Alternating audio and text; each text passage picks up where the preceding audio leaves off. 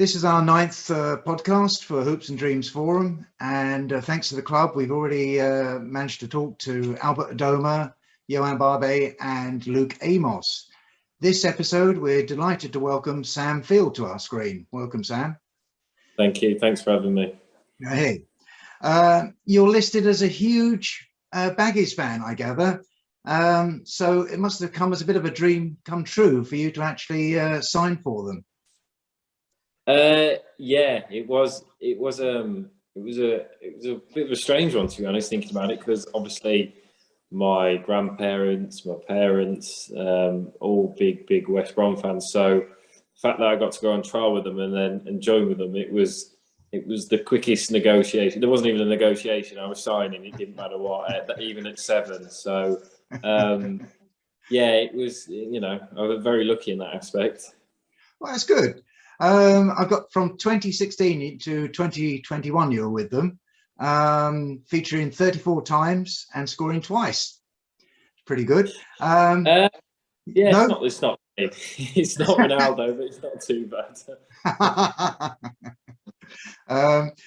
And also during that period, you had a loan spell with Charlton Athletic, so you're no stranger to London. Yeah, been this way before. Yeah, definitely. And you started with us in February. What was it? February 2021. Last year. Yeah, last year. And obviously, you clearly just demonstrated your abilities, because, as I remember, you even scored against the Bees. Yeah, that was a nice introduction. That was a very nice introduction. Great goal. Sadly, though, in July 2021, you had a horrible knee problem and had to have an operation, which put you out of action, I believe, until November 2021. Yeah, you probably know more than me on that. Yeah, no, probably wasn't. I just scanned back through the team sheets and thought, yeah, that's it. Okay. And so you finally returned in November last year. And you, since then, really, you've been a mainstay of the team. And I think you're almost one of the first names on the sheet, which is great. Yeah, I can't argue. That if that's what all players aspire to have. So you just try your best for it. Well, your best has been good enough, I think. The idea of this podcast is that we have our special guests come on and we ask them questions provided by the contributors from the Hoops and Dreams forum. Okay. Plus a few quickfire ones from me. So if you're ready, Sam. Yeah. Good. Okay. From a gentleman called Single Speed, you'll notice that a lot of these people don't give their real names out. I'm not too sure why. I thought that was an interesting name. What teams did you play for as a youngster? So I just played for my local Sunday League team, which is called West Hagley. So I was only there for a little period. And then I literally joined West Brom when I was 7. I started training with them and joined when I was 7.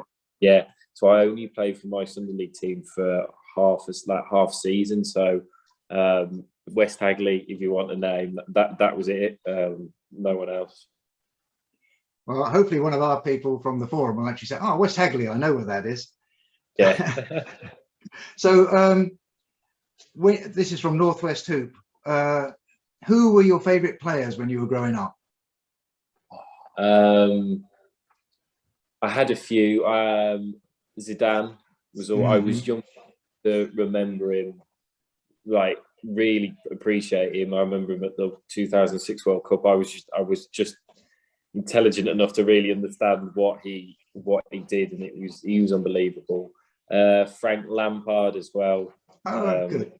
Them two in particular. I mean, I don't play like them, but I really do appreciate them. It's almost just nice to watch how easy it is, and there's a lot of skill making it look easy, which I mean a lot of people can't do. So them two in particular were probably my standouts. Well, good choices, actually, I think. And I also believe that you were an England under 19s player. Yeah, so I got around the England setup, 18s, 19s, 20s, which was really good. That was fascinating as well. That's how I knew Chris Willock. I met him at England camp. So it's funny how and Andre Tazell, I've been with camps with him as well. So it's funny how you pass cross and you can meet people on your journey. So those were really good experiences as well, because you can learn a lot playing against different nations and different lads. But I've been at West. I was at West Brom for 16 years. I knew one way and just that West Brom's way the whole way. So going away is actually really interesting, because you get pushed out your comfort zone a little bit, and you got to try something new. Yeah, I could appreciate that. And presumably, though, knowing some of the lads from the under-19s and under-20s and whatever, that must have been really good when you thought about QPR. And making it obviously you wanted to do the loan and you then wanted to become permanent. Knowing some of the players here does really help.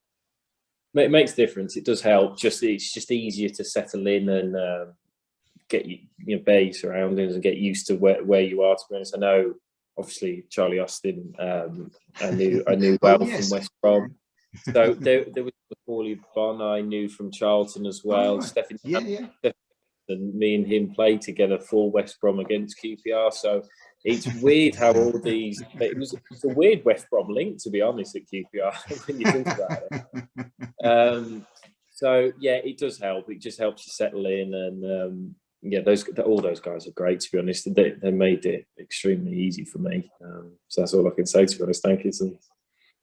Well, and obviously, I was reading a bit of a strange one that you were down to go to the under-19s Euro Championship, but the club wouldn't release you. Yeah, that was all of it. The strange one. Yeah, they did I did all the qualifying for the Euros. Helped us. I'm not taking any full responsibility, but I just helped the team qualify as well, and was really looking forward to the tournament itself. And then I think that the timing of the tournament was really awkward. It was like 2 weeks into pre-season, and the manager from at the time was very keen. Look, it was a positive. He wanted me with the first team pre-season, and unfortunately, what was annoying, I was stepping on a plane to go to pre-season with West Brom, and I just saw they won, which I was really happy that they'd won, but at the same time, I was a little bit bitter. But it was just that it's almost like the timing of when it was just in pre-season, and the manager was adamant that I was with him in pre-season, and I can't, training with the first team in pre-season, I was only 18, 19. I couldn't say no to that at the same time as well. So it was just one of them, to be honest. Yeah, you can't be in two places at once. Yeah. From Northwest Hoop, he says, how have you adjusted to life in London? I think I think my family would say I'm a bit of a southerner now. We're only Midlands, but that's north for everyone down here.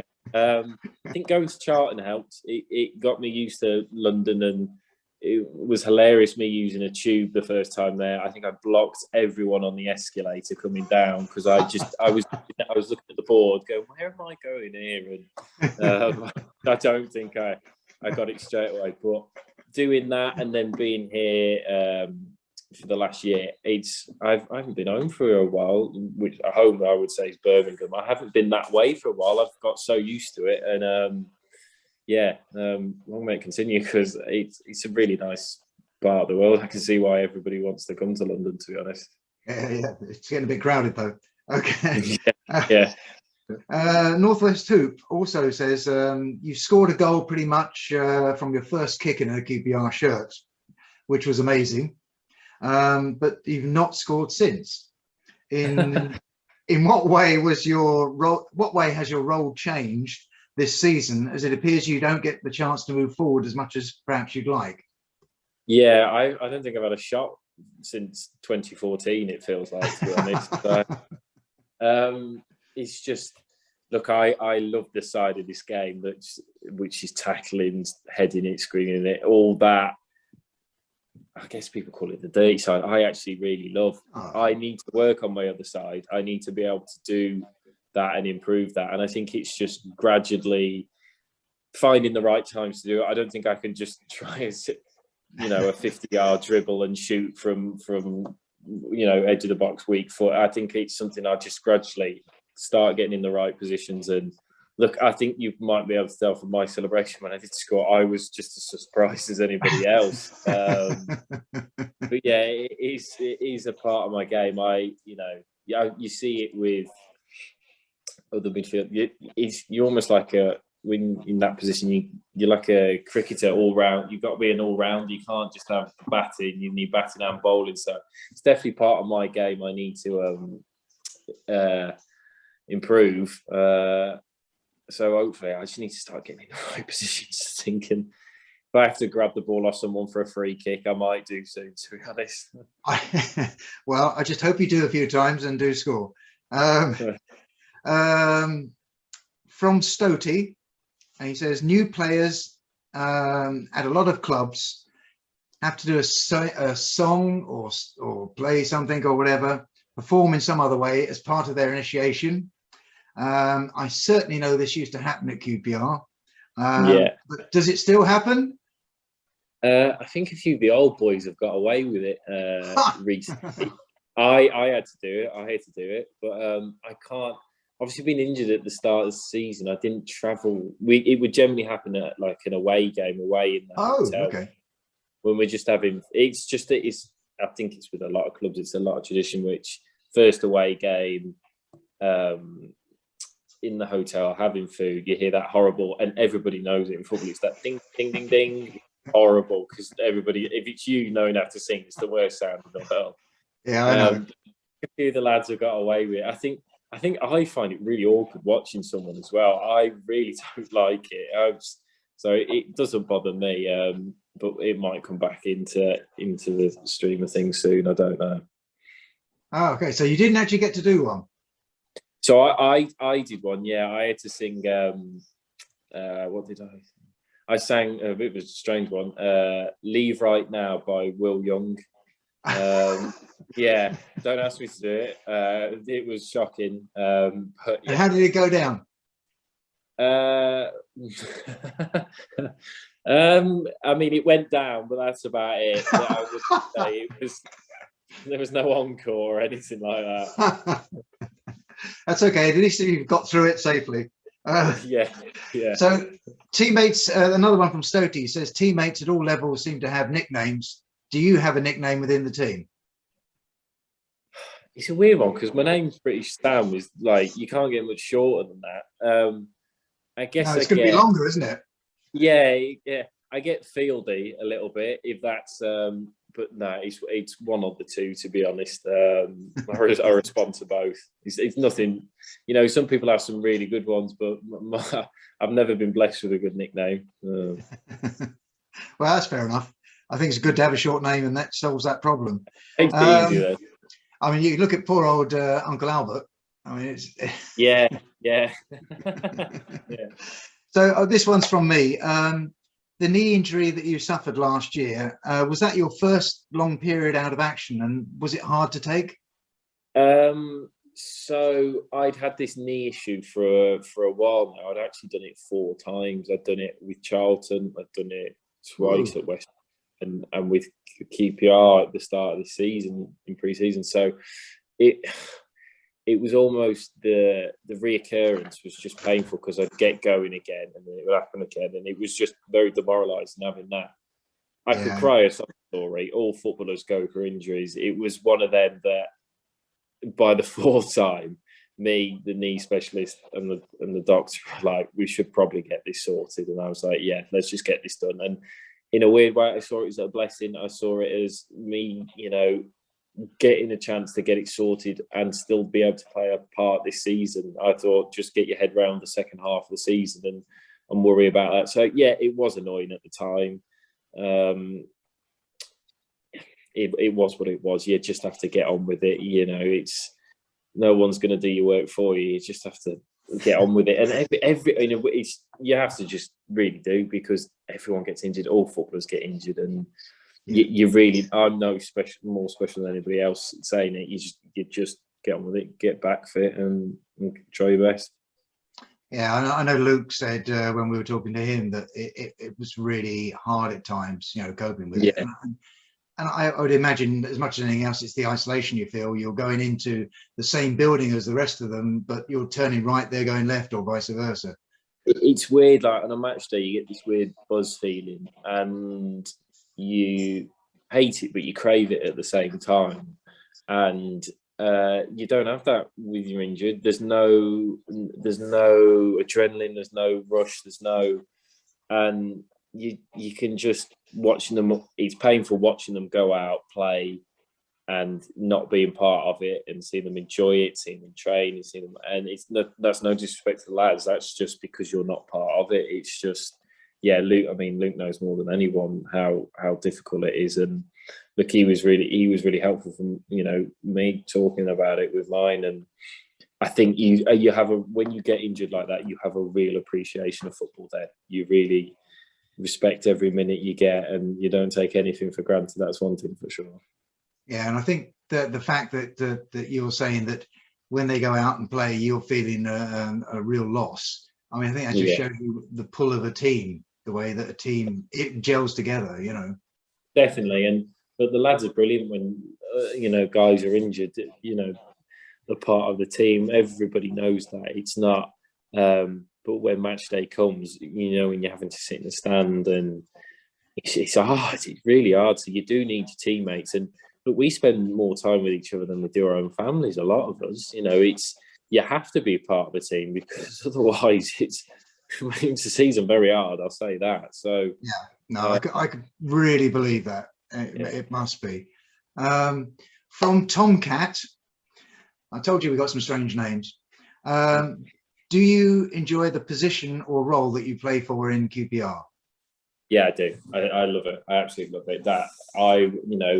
Perfect scenarios. It's wet, windy, cold, and there's a slide tackle 50-50, and I go sliding in and win the ball. That's in a weird way. That's like me scoring a goal. It feels like I love that side of the game. I just absolutely love it. So, yeah, look, whatever the manager asks, whatever is required of me, as long as I'm playing, that's generally just what makes it, to be honest. And I absolutely love my role at the minute, and long may it continue. Well, Tomcat's rider to that question was, so do you enjoy doing all the hard work for the rest of the team? Yeah, if it has to be done, look, we all have to pull our weight in our own way, and I get that. And if it means I have to run 10, 12K, but give the ball to Chris or Ilias who go and score a goal, then everybody's a winner. Hey, so nobody worries about that. So everybody, I'm fully aware of what my role is. And yeah, look, I mean, you could listen to Roy Keane, couldn't you? He takes it as an insult if he's saying, well, someone's working hard, and I completely agree with that. It's just one of them. It's just, why wouldn't I try my best? Why wouldn't I just give it a go? So, I really liked it. I just generally like doing it. That's probably the best thing I can say about that. I generally like running about. Good. From Northwest Hoop again, he says, how do you see your normal role in the team in regard to Jeff Hendrick? Do you see yourself as a similar type of player? And if so, are you in competition for the same slot? I think everyone's in competition with each other.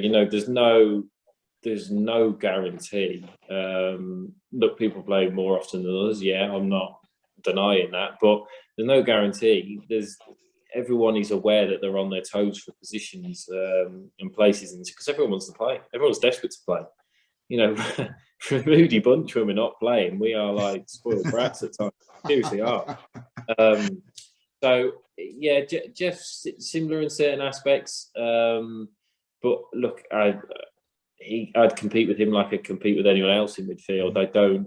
It's nothing personal. It's just professional. And if me pushing him and him pushing me and me pushing Luke and Luke pushing me or whoever, it helps the team, then we're all fully aware that's professionally what we're employed to do. So it doesn't worry me. I just keep going to try my best. And look, you'll have managers love you, have managers hate you, you'll have teammates who love you, teammates who hate you. You just got to be yourself and give it a good go and almost see what happens with it, to be honest.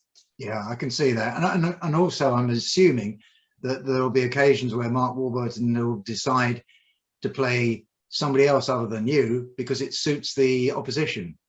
Yeah, definitely. And look, I completely understand that. And everybody has to understand that it's the greater good rather than an individual. It's the greater good of the team. And the team's winning, everyone looks good. So it makes perfect sense, to be honest. So, yeah, look, it can happen and it will happen for sure. Look at, Jack Grealish thinking he's £100 million going to Man City and he doesn't start a lot of the games. And it's what your role is for the team.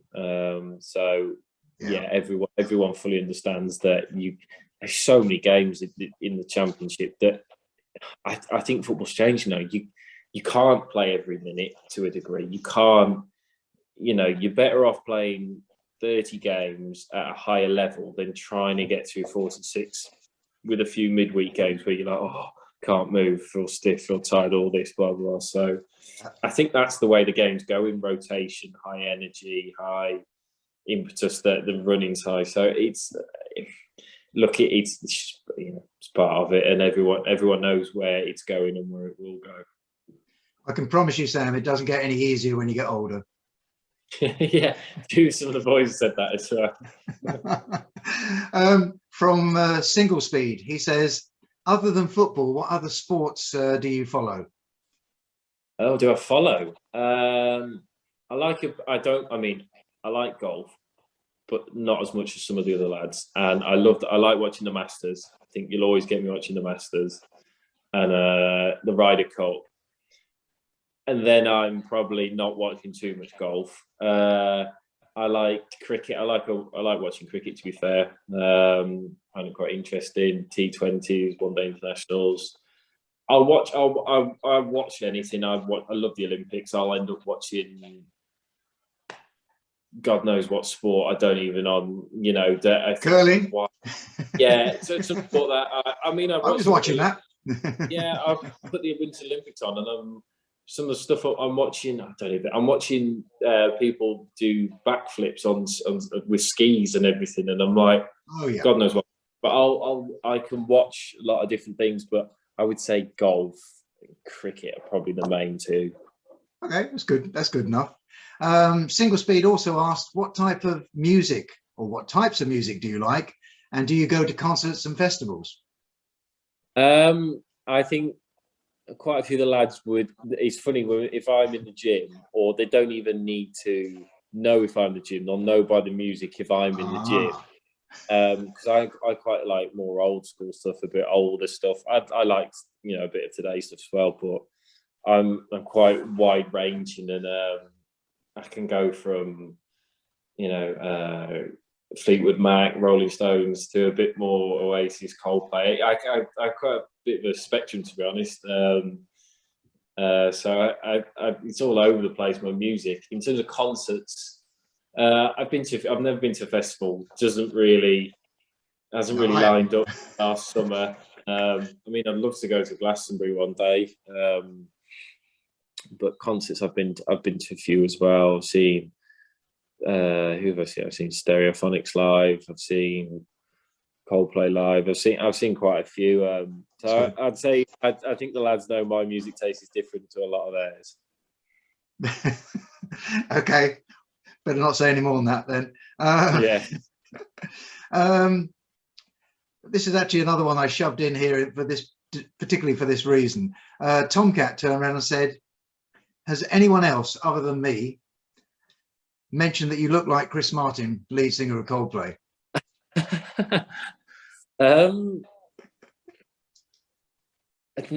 No. No. I'll take it 100%. I'll absolutely take it. But no, hopefully a few more people start saying that. When you had the sideburns, I thought you looked like Hugh Jackman, but there we go. I'll take that one as well. So, also from Tomcat, are there any pre-match rituals that you go through? Rituals. Just some weird. I just put the way I just put my shin pads on. I put my right before my left, and I do some weird hopping before a game. Oh, hopping. All right. Yeah, on my ankles, just weirdly.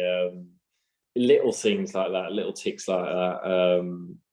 Other than that, no, I'm not too bad. I'm not too bad, to be honest. I should imagine there are quite a few doing strange things in the dressing room. Yeah, I don't. It's weird. I don't actually pay attention because we're all probably doing weird things, ourselves. So, well, you're too busy hopping. Yeah, true. Right. Possibly, no, definitely even more odd from Tomcat. Please put in order your favorite milkshakes from vanilla, banana, chocolate, and strawberry. I think I go chocolate first. I'd probably go then banana, then vanilla, then strawberry, probably. I think that I like the chocolate first. For some strange reason, Tomcat reckons that he loves vanilla first, which I think says a lot about Tomcat rather than anybody else. Yeah, definitely. From Stotey, we learnt last month that Luke Amos likes to learn new languages. So what do you do in your spare time?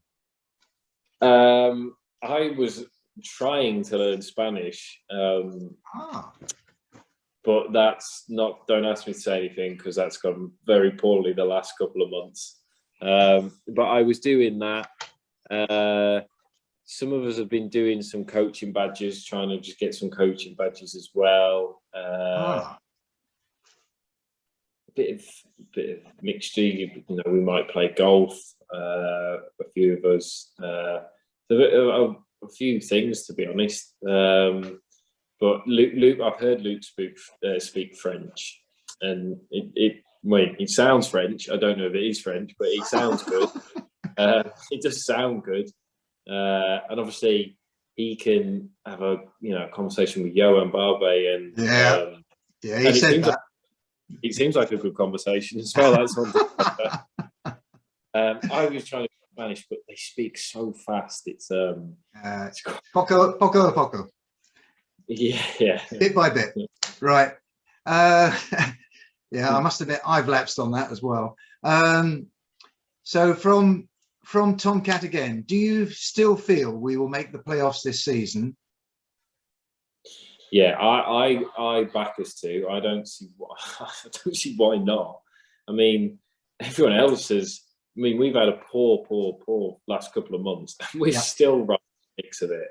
We're still in the mix of it. So why the hell not? I mean, what's the worst that happened? We don't make playoffs. That's the worst. So I know everyone's fully committed to just give it our best shot. And look, we know we're a good team. It's just finding that rhythm again, and everyone goes through it. I've seen Bournemouth slip up this season. I've seen, Middlesbrough and Sheffield United both didn't start very well. Yeah, Huddersfield, same thing. All of them have gone through their periods.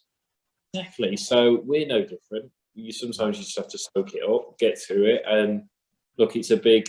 I think the international break came at a really good time for us, just to go away, clear our heads, come back.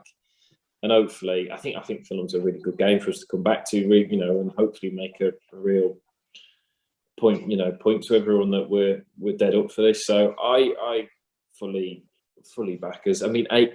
A lot can happen in 8 games. So right. I mean, you can have a good week, and it can be brilliant, and you can have a bad week, and you can go from 4th to 14th if you're not careful. So we'll give it. I'm confident that we can definitely give it.